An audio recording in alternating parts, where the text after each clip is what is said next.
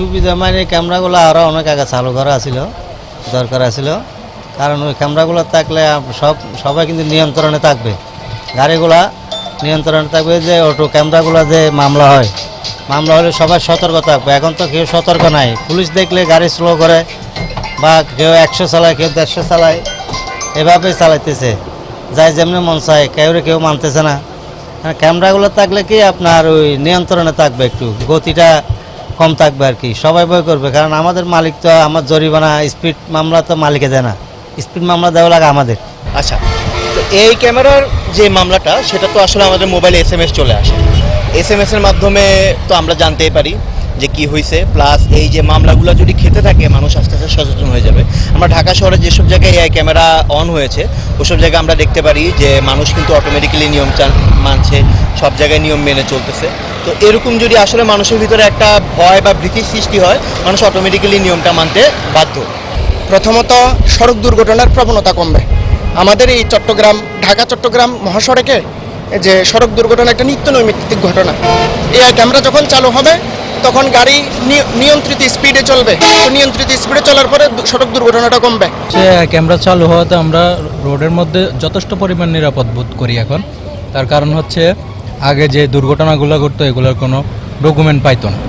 এখন হচ্ছে যে কোনো দুর্ঘটনা হইলে ডকুমেন্ট যে কোনো মুহূর্তে পাওয়া যাবে, যে কোন গাড়িটা অ্যাক্সিডেন্ট করছে, কোথায় গেছে বা কী আসে বিষয়, এই জিনিসগুলো খুব সহজে ইজিলি পাওয়া যাবে। এটা আমাদের জন্য অনেকটা উপকৃত। অটোমেটিক ক্যামেরার বিষয়ে যেটা সরকার উদ্যোগ নিয়েছে, ভালো উদ্যোগ নিয়েছে।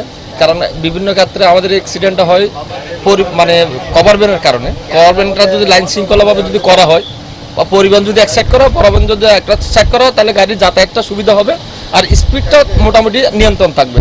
এআই নির্ভর এখন প্রযুক্তিটা অনেক আপডেট, সারা পৃথিবীতেই এআই নির্ভর প্রযুক্তিগুলো, সব প্রযুক্তি এআই নির্ভর হয়ে যাচ্ছে। সেই জায়গা থেকে আমাদের ট্রাফিক সিস্টেমটাও এই এআই নির্ভর হচ্ছে আর কি।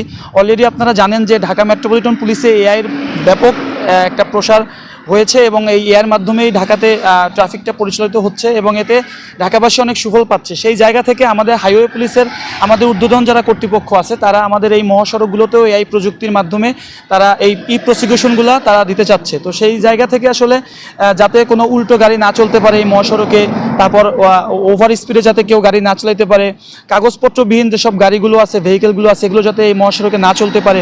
তো এই বিষয়টা হচ্ছে টোটালি হচ্ছে এআই দিয়েই প্রসিকিউশন দেওয়া হবে।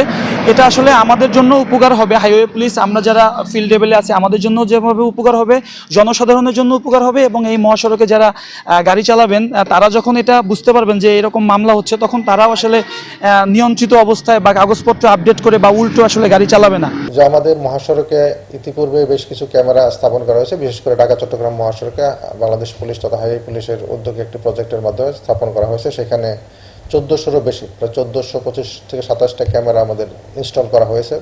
সেটা আপনার এই নারায়ণগঞ্জ জেলা থেকে শুরু করে চিটাগাংয়ের আমাদের বারোয়ালিয়া থানা কভার করে বিভিন্ন এরিয়া কভার করছে। তো এই ক্যামেরাগুলো প্রায় ইনস্টল করা হয়েছে এবং আমাদের হাইওয়ে পুলিশের কাছে হস্তান্তর করা হয়েছে। সম্প্রতি আমাদের হাইওয়ে পুলিশের যে অতিরিক্ত আইজিপি স্যার যোগদান করেছেন, করার পর থেকে স্যার সেটাকে অটোমেশনের দিকে নিয়ে যাওয়ার জন্য উদ্যোগ নিয়েছেন। ইতিমধ্যে এটার কাজ আমি যতদূর জানি অনেক দূর এগিয়ে গেছে। আমাদের সিনিয়র কর্তৃপক্ষ 18 তারিখে সেটা অফিসিয়ালি লঞ্চ করতে যাচ্ছেন। তো সেটা আমি মনে করি আমাদের হাইওয়ে পুলিশের কাজের গতিশীলতা এবং স্বচ্ছতা আরও নিশ্চিত হবে। পাশাপাশি অটোমেটিক যখন মামলা হয়ে যাবে, আমার মনে হয় আমাদের আমরা রাস্তা ইউজার, বিশেষ করে চালক যারা গাড়ি চালান তারা আরও সচেতন হবেন। এখনকার যে সিস্টেম আসতে যাচ্ছে, আমি যতদূর জানি যে এই ক্যামেরা তার নিজস্ব ইন্টেলিজেন্স দিয়ে অফেন্স ডিটেক্ট করবে, বিশেষ করে ওভার স্পিড, উল্টা পথে গাড়ি চালানো, রং পার্কিং, এই বিষয়গুলো প্রাথমিকভাবে গুরুত্ব দেওয়া হচ্ছে এবং এইগুলো আমাদের ঊর্ধ্বতন কর্তৃপক্ষ খুব শীঘ্রই আগামী 18 তারিখে সেটা লঞ্চ করতে যাচ্ছেন বলে আমরা যতদূর জানি। তো এটা হয়ে গেলে আমি মনে করি আমাদের যেই বিষয়টা আমি বললাম যে আমাদের কাজের স্বচ্ছতা আসবে, পাশাপাশি জনগণ আরও বেশি সচেতন হবে। এখন অটোমেটিক তাদের মোবাইলে মেসেজ চলে যাবে তাদের মামলার সহ কত টাকা ফাইন হয়েছে এবং তারা অনলাইন মোবাইল ব্যাংকিংয়ের মাধ্যমে সে মামলা পরিশোধ করে নিজের নিষ্পত্তি করতে পারবে।